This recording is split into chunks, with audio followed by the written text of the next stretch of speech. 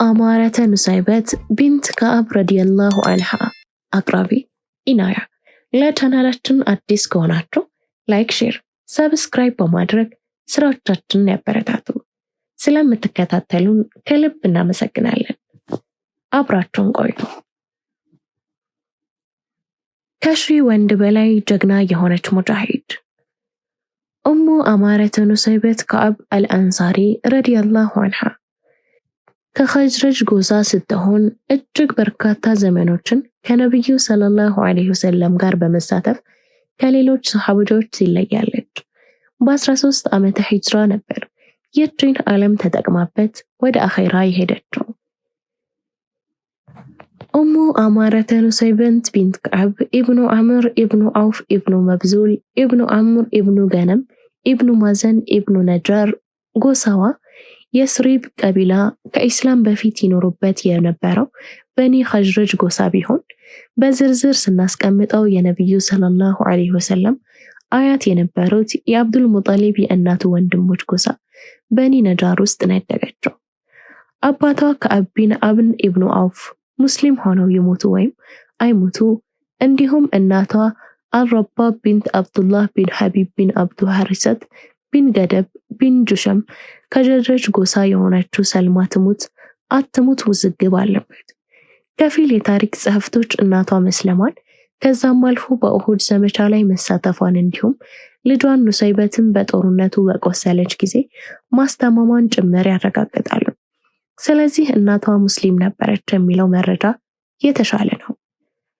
ለኡሙ አማራህ አብደላህ የተባለ ወንድም ሲኖራት ይህ ወንድሟ በዛ ጭንቅ ወቅት እስልምናን ተቀብለው በሁሉም ዘመዶቻቸው ከነብዩ ሰለላሁ ዐለይሂ ወሰለም ጎን ሆኖ ከተሳተፉት ሰሃቦች አንዱ ነው። በ30 ዓመተ ሂጅራ በዑስማን ኢብኑ አፋን ረዲየላሁ ዘመን ሞተ። የኪታቡ ጠበቃት ባለቤት የሆነው መሐመድ ቢን ሰዒድ እንደሚለው ከሆነ የኡሙል ሑራ የተቃጠለ ጥቁር ድንጋይ በመባል በሚታወቀው ቀን ነው የተገደለው ብሏል። ሁለተኛው ወንድሟ ደግሞ አብዱራህማን ይባላል። ቡካ ወይም አልቃሻ ከሆኑት ሰሃቦች ውስጥ አንዱ ነበር። የተቡክ ዘመቻ የሚሳተፍበት ስንቅ ስላልነበራቸው ከዘመቻው መሳተፍ ባለመቻላቸው ነበር እያለቀሱ የተመለሱት። ቁርአን እንዲህ በማለት ክስተቱን ይተርካል። በእነዚያ ልትጭናቸው በመጡህ ጊዜ በእርሱ ላይ የምትጭናቸውን አጋስስ አላገኘም ያልካቸው ስትሆን የሚያወጡት ገንዘብ ባለማግኘታቸው ለማዘናቸው አይኖቻቸው እንባ እያፈሰሱ በዞሩት ላይ የወቀሳ መንገድ የለባቸው። በወቅቱ ነብዩ ሰለላሁ ዐለይሂ ወሰለም አብደላህ ኢብኑ ሰላምን መሪ አድርገው በመሾም ወደ ተቡክ ዘመቻ የተቀሩት ዘመቱ።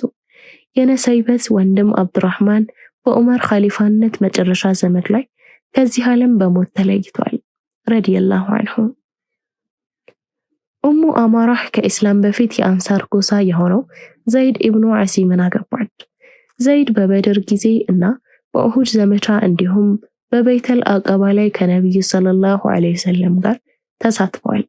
ነገር ግን ስለሞቱ ሁኔታ የታሪክ መጽሐፎች አያወሱም። ኡሙ አማራህ ከዘይድ ኢብኑ ዓሲም ከኡሁድ፣ ኸንደቅ፣ በበይተል አቀባና በሌሎች ዘመቻዎች ከነብዩ ሰለላሁ ዐለይሂ ወሰለም ጋር የዘመተውን ሐቢብ ኢብኑ ዘይድ ወልዳለች። ነብዩ ሰለላሁ ዐለይሂ ወሰለም ሐቢብን ወደ ሙሰይለመት ከዛብ ጋር የማማላኩት የተላከውን መልእክትን ባደረሰ ጊዜ ሙሰይለማ በመቆጣት ሐቢብን በእኔ ነብይነት መስክር ብለው እምቢ በማለቱ ሰውነቱን በመቅረጥ እሳት ውስጥ በመጣል ገደለው። ሐቢብ በዚህ ሁኔታ ሸሂድ ሆነ። ሌላ አብደላህ የተባለ ልጅ ወልዳለች።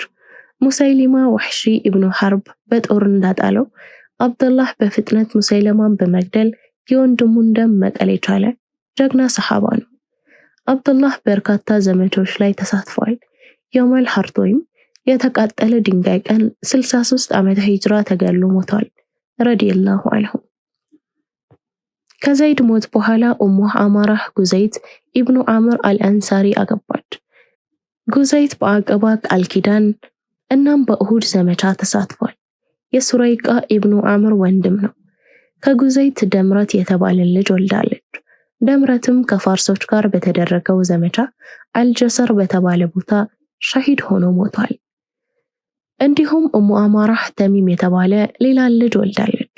ነገር ግን ከጉዘይት ይሁን ከዘይድ የወለደችው የታሪክ ምሁራን ዘንድ ልዩነት አለ።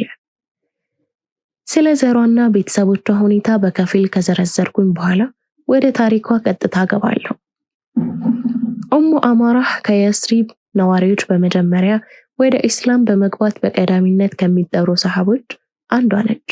በይተል አቀባ በመባል የሚጠራውን ቃል ኪዳን ከነቢዩ ሰለላሁ ዐለይሂ ወሰለም ጋራ ካደረጉት ሁለት ሴቶች ውስጥ አንዷ ነበረች። ነቢዩ ሰለላሁ ዐለይሂ ወሰለም ወደ መዲና በተሰደዱ ጊዜ አማራ ቃላቸው መካከል ነበረች።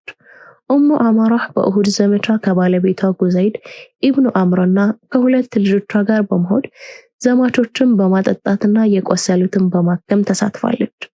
ነገር ግን በዚህ ዘመቻ ድል ወደ ሙሽሪኮች በዞረች ጊዜ ነቢዩ ሰለላሁ ዐለይሂ ወሰለም ለመጠበቅ ስትል እሷና ባሏ እንዲሁም ልጆቿን በማስከተል ሰይፍ ይዛ በጀግንነት ተዋግታለች።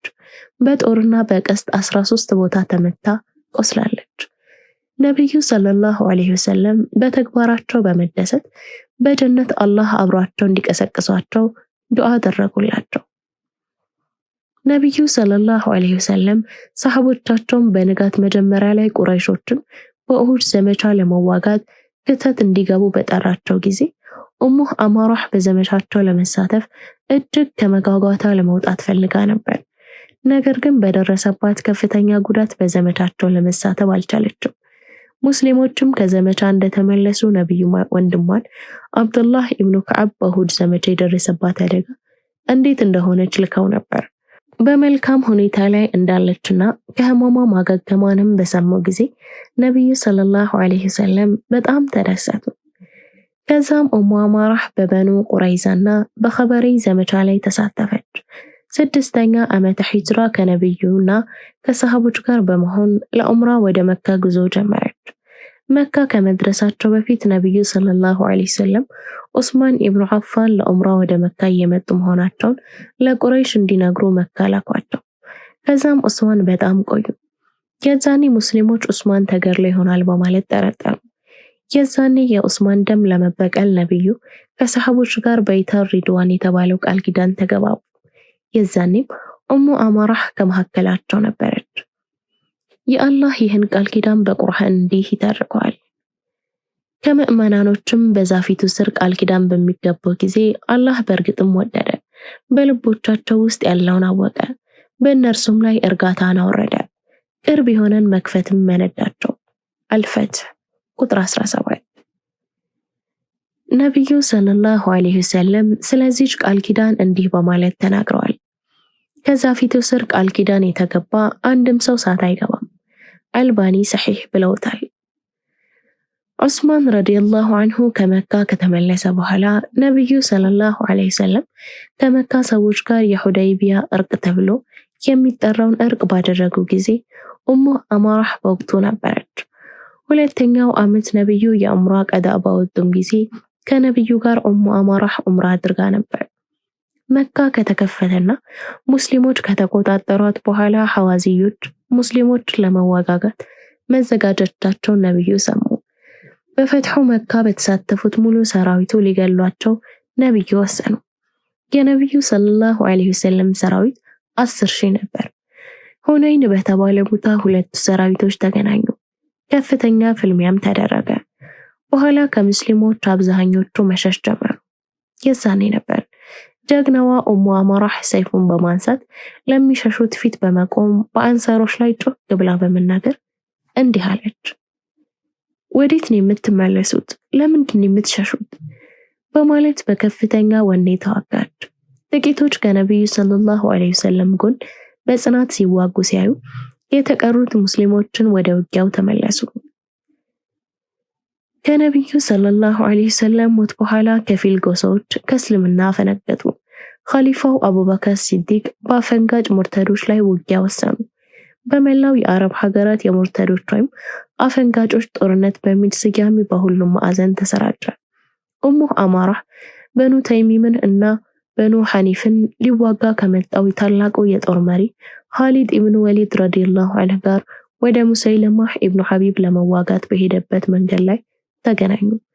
ሙጃሂዳ ኡሙ አማራህ ከልጇ አብዱላህ ጋር በመሆን የልጇን ገዳይ ሙስሊማን ተዋጋች። በዚህ ጦርነት በከፍተኛ ሁኔታ ተዋጋች። በጦርነቱም 11 ቦታ ላይ ቆሰለች። ልጇም አብዱላህ የወንድሙን ደም በመበቀል ውጤታማ ለመሆን በቃ። በጦርነቱ ኡሙ አማራህ እጇ ተቆረጠ።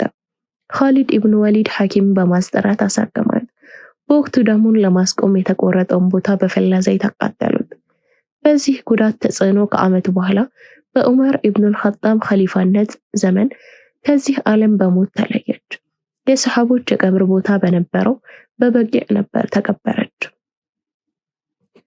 ኡሙ አማራህ ረዲየላሁ ዐንሃ የምትለይበት ወርቃማ ባህሪዎቿ። ኡሙ አማራህ ለዲኗ ባላት ኢኽላስ ከሌሎች ትለያለች። ለዲኗ በመሰነቅ ላይ ጀግና ነበረች። በኡሁድ በሁነይን እና በየመማ ላይ ከፍተኛ ጀግንነት በመዋጋት ከሌሎች እንዲሁ ትለያለች። እጅግ ታጋሽና ሰብረኛም ነበረች። የልጇን ሐቢብ በጠማማው ሙስተስሊማ መገደሉን መርዶ እንደረዳት እንዲህ በማለት ነበር የመለሰችላቸው። ለእንደዚህ አይነት የቁርጥ ቀን ነበር ያዘጋጀሁት። አላህ ዘንድ ተሳስበዋለሁ። እንዲሁም አጅር ለማግኘት ባላት ጉጉት ትታወቃለች። አንድ ወቅት ወደ ነብዩ ሰለላሁ ዐለይሂ ወሰለም በመምጣት እንዲህ በማለት ጠየቀቻቸው። የማየው ነገር ሁሉ ለወንዶች ብቻ ነው፣ ሴቶች ሲወሱ አላይም አለቻቸው። ይህን የቁርአን አንቀጽ መልስ ይዞላት ወረደ።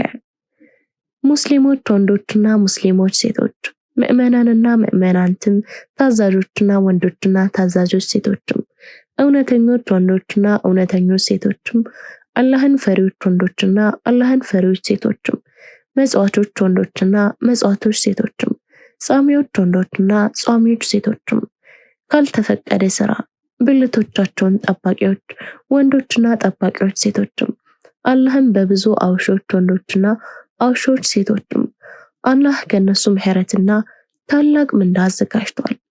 አልአሕዛብ ቁጥር 35። አላህ መልካም ስራዋን ይቀበላት። ረዲየላሁ ዐንሃ። ተፈጸመ። ቻናላችንን ላይክ፣ ሼር፣ ሰብስክራይብ በማድረግ ቤተሰብ ይሁኑ።